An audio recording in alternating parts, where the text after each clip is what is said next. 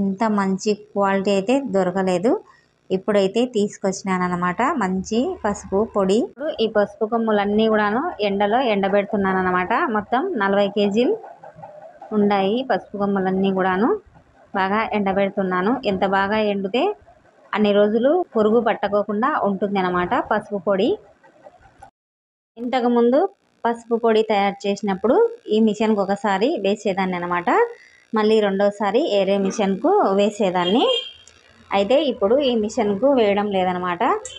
ఈ పసుపు కొమ్ములు బాగా పెద్ద పెద్దగా ఉన్నాయి కాబట్టి ఈ రెక్కలు అయితే ఊడిపోయేటట్టు ఉంటాయి అన్నమాట మిషన్టివి. ఇవి తట్టుకోవు, ఇవి పల్సగా ఉన్నాయి కాబట్టి వేరే మిషన్కి అయితే వేపిస్తున్నాను. ఈ 2 మిషన్లు కూడా సరిపోవు అన్నమాట. పసుపు కొమ్మలు బాగా పెద్దగా ఉన్నాయి కాబట్టి అందుకోసం ఇంతకంటే పెద్ద మిషన్కి అయితే వేసి పసుపు పొడి అయితే తయారు చేస్తున్నాను. వేరే చోట వేపిస్తున్నాను అనమాట.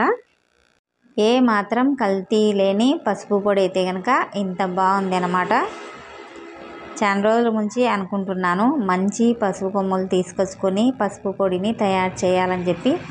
ఈ ఉగాది పండగకి అయితే కనుక ఖచ్చితంగా అవసరం అన్నమాట.